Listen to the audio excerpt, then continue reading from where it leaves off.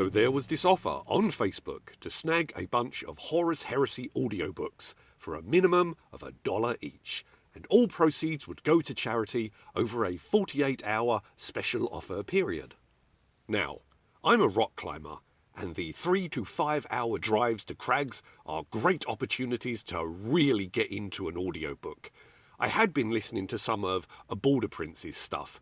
The return of Gilliman made the long rides to Idaho and Oregon just fly by. Get on I-90, set cruise control, and just veg out to the awesome grimdark. Anywho, so I snagged all that I could, about 16 of them, and I got started with Horus Rising.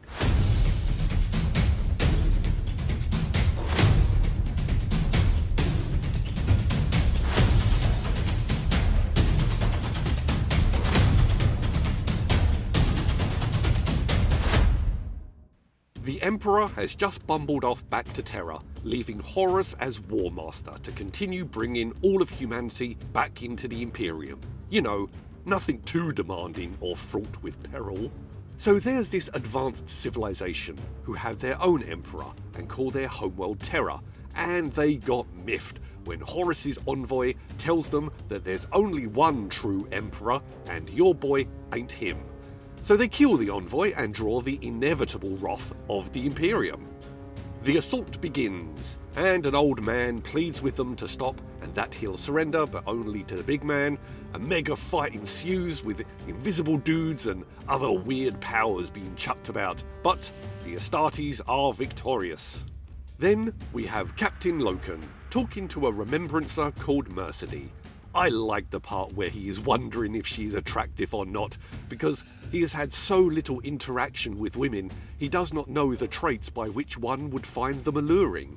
She asks a question about why we couldn't have just left these people alone, and he bristles somewhat, and she interprets this as having riled him greatly. But Loken then goes to his superior officer, because Mercedes' question is troubling him. Whether pummeling these people into submission was the right thing to do. He's given an analogy that you are walking next to a lake and a small boy is in the water drowning, having entered without having learnt to swim. Do you let him drown or go in and help him? If you go in and help him, well, he doesn't know you and is frightened of you and is biting and clawing and kicking. What do? What is the right thing to do? It's a great scene because it reveals that the Space Marines are not just mindless killing machines for the Emperor, but are all living individuals who can have doubts and questions, and there isn't some savage inquisitional response to any word of doubt. They don't speak in single sentences of all caps with 3 exclamation points. This bit also covers how the Space Marines are being educated in various topics and many subjects during their long travel between engagements, because it is clear that these wars will end one day, and these warriors will need lives to go to, skills other than with combat knife and bolter. There is a definite sense of hope that the crusade will culminate, and humanity will be reunited and a new golden path set. That the Astartes would actually be disbanded because there would be no more use for them. There's a sense of optimism that has definitely been lost in the 41st millennium. I guess hope makes for poor grimdark. It does make me ponder about the Emperor though. Would this be same old for him? I mean, he watched humanity reach its peak and then fall, and is now trying to build it back up again. Won't it just repeat again? Maybe that's why he's hands-on this time around. He hoped it wouldn't happen, and down we went. And now it's a case of, okay, no more of this free will thing. Daddy E is taking charge, and this time we do it right, we do it might, we do it fight. The Remembrancer is summoned to the surface of the recently conquered planet, which is given the name 6319, which turns out is an appalling title.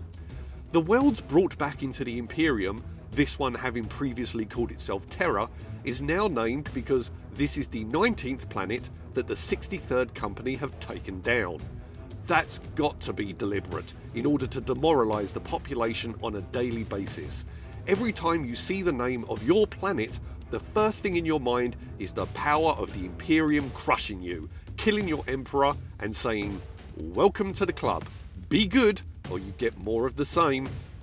Anyway, Mercedes attends the big gathering at the behest of the captain she was so worried she had offended, and then there's an induction ceremony into this advisory group called the Mournival, with Abaddon, Togedon and Aximand. Loken is taking the place of the envoy the people on 6319 killed, who was not only in the Mournival, but was also a close friend of Horus. No wonder the hammer came down so hard on them. When you kill the best bud of someone called Warmaster, well, join the dots. It's really interesting as it explores the differences between them.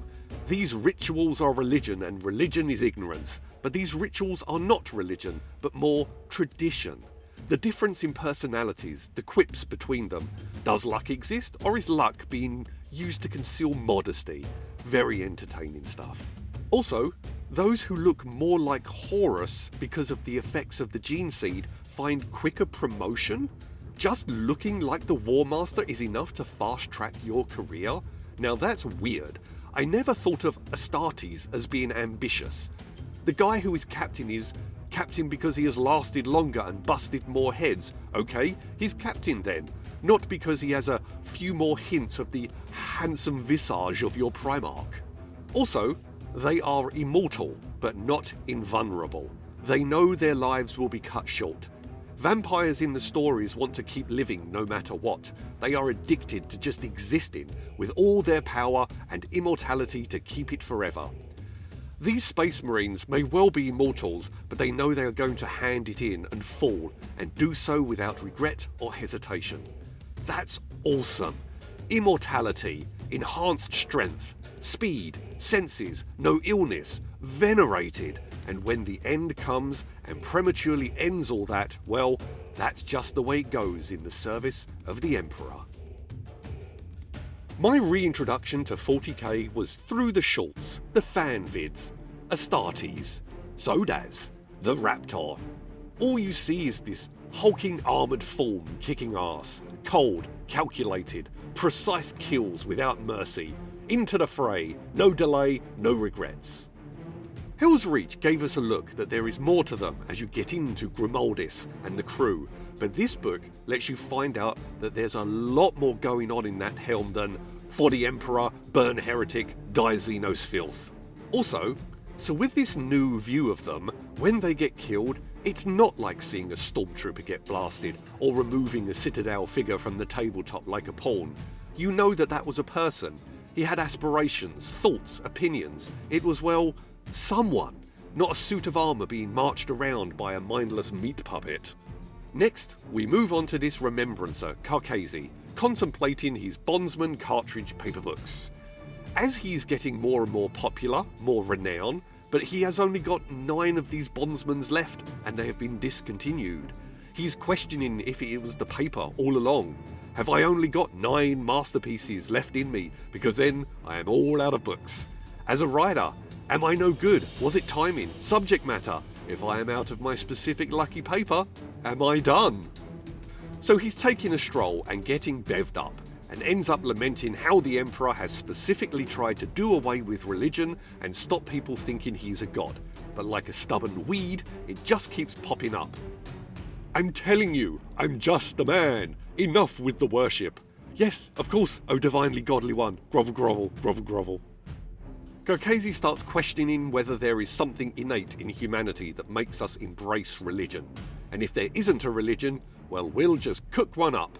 And he then gets on a bit of a downer, pondering that even the Imperium will fall one day. Some Imperial guard hear this and give him a serious kicking. I thought they killed him, but it turns out he just got messed up real bad. This lamenting about the weed of religion is so 40k.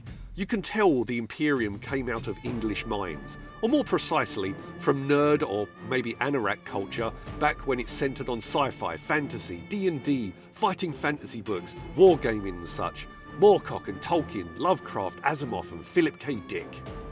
There was always a certain derisive attitude to religion, not so much an intolerance, but a sort of pity for someone who had fallen for the con. 2000 AD was also pretty big in such circles, and this was in effect a staunch science fiction comic with names like Alan Moore contributing. I watched the obvious influences of 2000 AD as 40k began to appear and develop. Dude, our bites are so Judge Dredd. And remember, Games Workshop did the Judge Dredd board game, which was okay, busting Judge Death for scrawling and such, and then the Judge Dredd role-playing game, which was awesome. Damn, I wish they'd kept that going.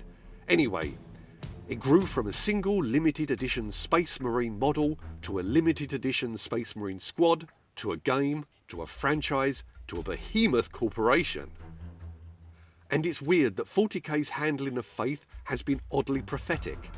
Like the days of when Christopher Hitchens made it look like atheism had its star, who could stand up and argue to the faith's face. Like when Christopher and Stephen Fry took on the Catholic Church in a big televised debate.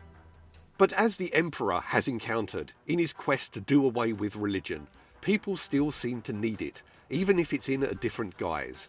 And with the erosion of religion in the West, are we now creating new ones?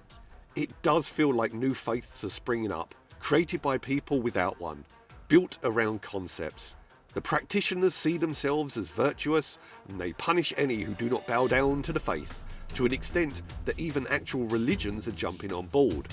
They have untouchable, inviolate, perfect saints, whose every word is fawned upon, and to question them is heresy.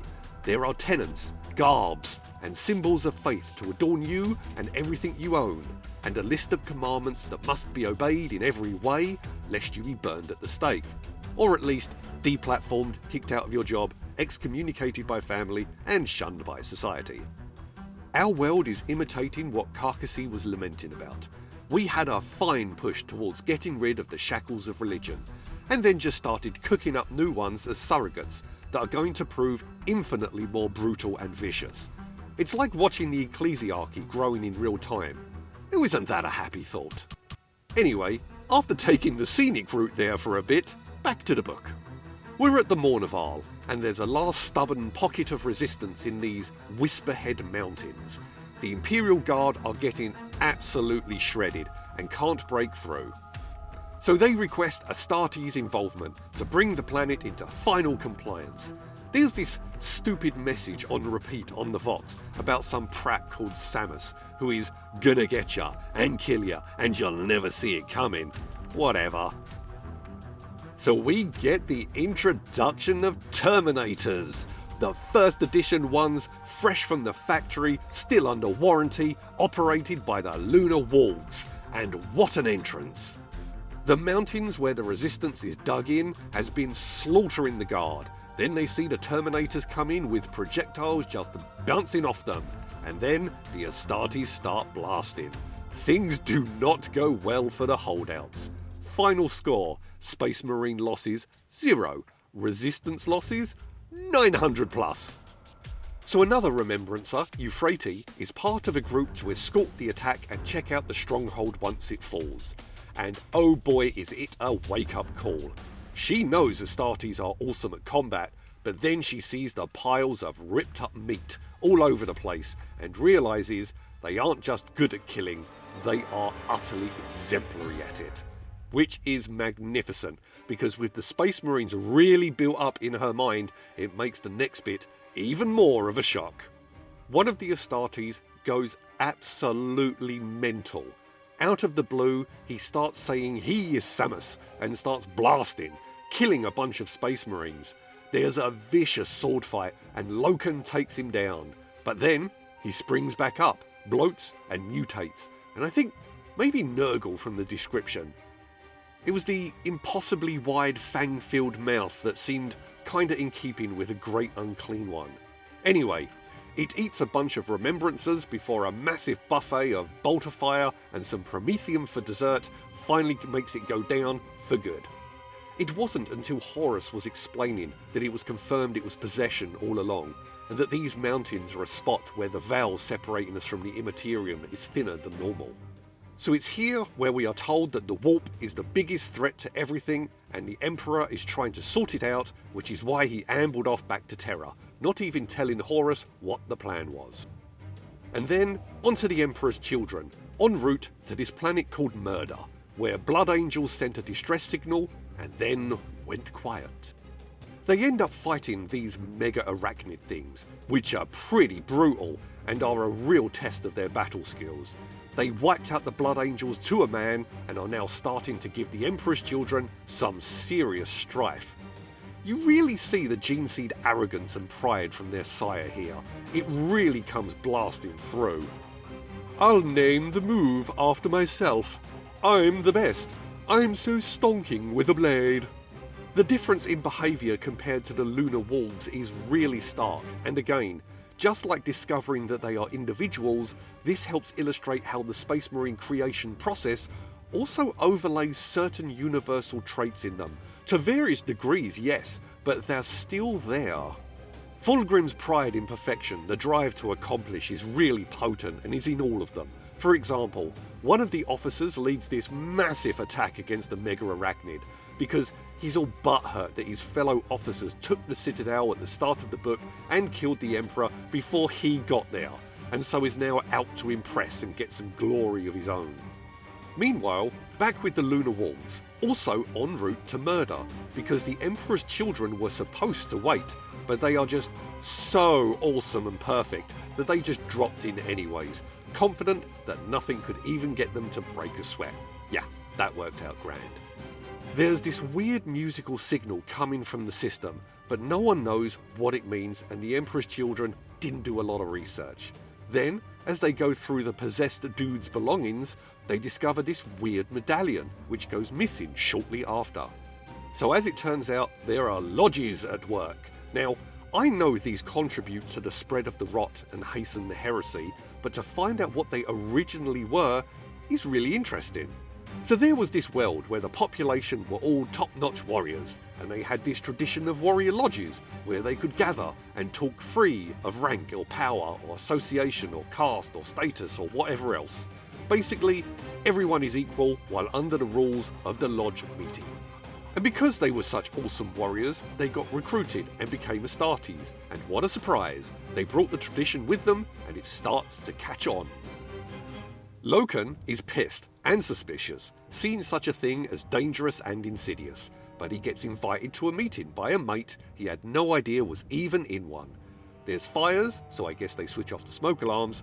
His fears are allayed because it's just brothers chilling and chatting, and he even breaks the ice with another officer who has been giving him grief. Without rank, they just have an open chat and hash it all out. And like the Remembrancer lamenting the humans' need for religion, the Astartes here talk about the need for fraternity. So Loken is still troubled by the possession incident, and his mind turns to Euphrates, who almost got her head bitten off by it. If he, as an Astartes, is having trouble with this, maybe she's not doing so hot. He decides to check in on her after she sends him a picture of the incident.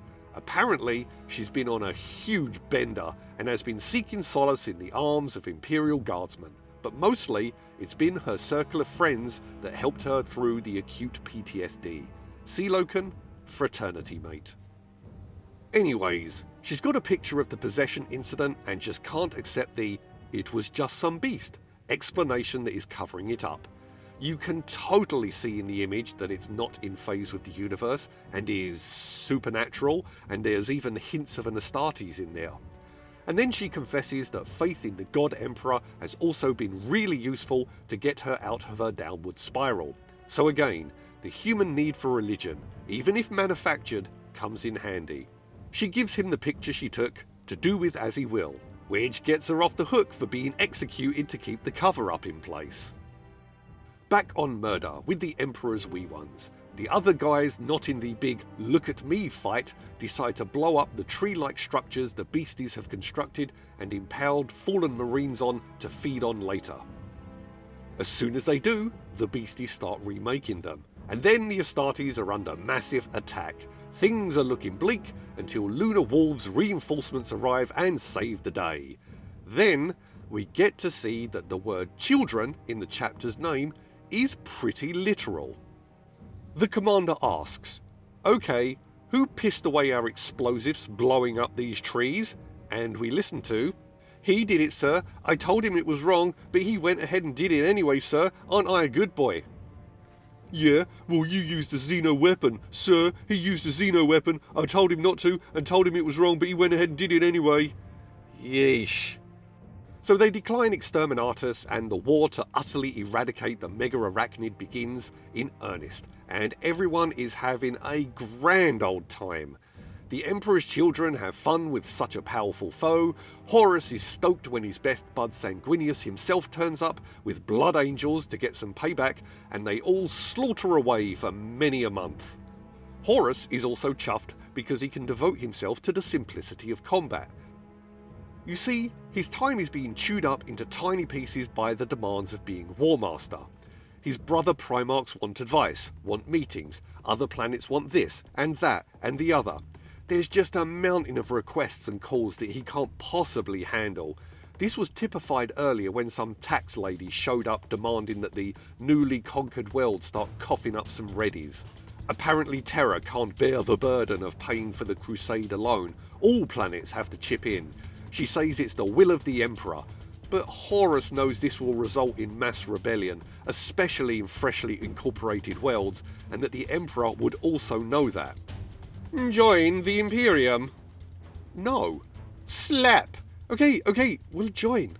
Now give me a big chunk of your income. But we're rebuilding everything you blew up. Do we need another slap? So yeah, Horus detects maybe the machinations of the Sigillite in this Emperor's will thing, but going all the way back to Terra to counter it is just too much of a liability. So high taxation on recently defeated worlds. Genius move there, Terra. I'm sure this won't bite you in the arse. Anyways, the back and forth with Sanguinius and Horus is awesome.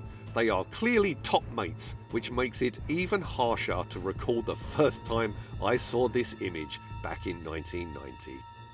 Meanwhile, on the Vengeful Spirit, there's a fun bit where the Remembrancers and Iterators bring their bohemian ways, namely a pub, where people have fun, gamble, drink, carouse, and decorate the walls and deface the stuff already there. Some people get eye patches, some get beards or flies or stink lines. 38,000 years later, and we're still doodling on the textbooks. So then, this big, super advanced fleet shows up out of nowhere. The Interex are a civilization from Terra itself that grew mighty and are now a multi-system-wide power. The Mega Arachnid. Turns out they too had fought them, back when they were a spacefaring species. After defeating them, rather than exterminate them, they stripped them of ship construction abilities and dumped them on murder, with it becoming a kind of reserve. The music thing was a warning beacon. How do I consistently not see that? It was in Alien, it was in the Thing prequel. Movies keep putting out the hook that it's not a beacon, it's actually a warning, and I keep not figuring that out. Sigh. I know we're done with them now, but they seemed like mindless beasts, not a spacefaring race. I wonder if exile here was like the Mega Arachnid's Age of Strife. Separated from their tech, they couldn't make more and just sort of intellectually imploded. Okay, as interaction with the Interex continues, you begin to see that it's Abaddon starting to be the curse here, with his, "They are Xenos, kill them!" Abaddon, they ain't Mega Arachnid, they're humans from Terra. The Crusade is supposed to unite humanity, find the fractured parts, not wipe them out. But they are Xenos, and I want to kill them! I can see how Abaddon is going to get corrupted. Reason isn't his strong suit. It's all about instinct, his own impulses and drives. I just want to beat on it. Why can't I just beat on it? Please let me beat on it. Oh, I hate you! When Chaos ambles up and says, "Do as thou wilt," I can see him switching sides without much pause for thought. But Horus? So far, he is just awesome. A paragon of all that is best in humanity. Calm, reasoned, tolerant, powerful, charismatic, honourable, loyal. I know he's going to turn, but I'm having real trouble seeing how they're going to pull this off. But then again, we've got oodles of books to do it, and it's not a Daenerys situation where he just flips at the last second and goes wicked and slaughterous for, reasons. They hold negotiations with the Interex on an outpost world amidst their splendid cities, but they don't go well. The Interex are really standoffish, and the Space Marines are mocking of the primitive ceremonial weapons and armour they carry, and especially with that thug Abaddon, all like, "We could just crush these guys, why we talk, Abaddon wants smash, Xeno scum." Then it all goes pear-shaped. Just as the Interex are revealing that they want to embrace them, but are wary of their brethren from Terra, because they are concerned that they may be warp corrupted, someone, I reckon it's Abaddon, definitely Abaddon, he is so anti-Interex peace, he swipes something to sabotage the talks, nicks a fudgy sentient weapon from their arsenal museum, kills the curator, and sets it on fire, because why not? It's now a huge firefight to get out, and the ceremonial bows and such the Interex were carrying, well, when they start punching clean through power armour, the scoffing attitude of the Lunar Wolves quickly evaporates. Sans armour because he wanted to look less warlike in the peace talks, the Warmaster fights in his Sunday best and awes all of his men, especially Loken. But inside, we see the first crack appear, when he laments why his father left him to do this impossibly difficult and traumatizing task alone, especially with peace becoming so rare to achieve. The Weld at the start killed his envoy and close friend, someone he treated like a son, and had fought across 100 Welds with. Not just killed, but ambushed and hacked down during a diplomatic mission when he sought nothing more than the peaceful reintroduction to the Imperium. Now he is the Interex. He's killing them when the quest for peace failed yet again. Resentment is rising, along with the questioning of the Emperor's wisdom. And here we go. So the Lunar Wolves are renamed the Sons of Horus, and we now have to ponder how the Warmaster is going to handle this new race that they have just spectacularly pissed off. The end. Horus Rising, a grand start to the saga. Initially, the voice actor's impression of a female voice was just annoying, but it grew on me. I still think another actor to read the female parts would have been better though. He's got great range, it's just that he's clearly still a bloke talking in a feminine whisper when he does it, which is fine. It just runs counter when he's trying to convey any moments of gravity or stress, but is delivering them in a delicate susurration. So, who was the best heel? For me, Abaddon, for the clear win. Oh, I forgot to mention this bit as well. Rogel Dawn lets Loken know that he was the one who recommended him for the Mournival, specifically to counter Abaddon and Aximand. Dude, 1. You get a recommendation for a job from a Primarch, not too shabby on the old resume. And 2. If even Primarchs know Abaddon is a little bitch, then why aren't they either putting his dumb ass somewhere where he can't do any real harm, or just try and get him some grimdark counselling or something? And as for babyfaces, Loken, obviously. He is an awesome window into showing the humanity in the Astartes, the individuality, and even the uncertainty. But also Horus, the guy is great. He's not portrayed over the top, like every single sentence isn't glorifying him and fawning on how impressive and amazing he is. The book just presents these nice little scenarios where you come away with a, wow, he rules kind of view of him. Anyway, on we go to Book 2, False Gods.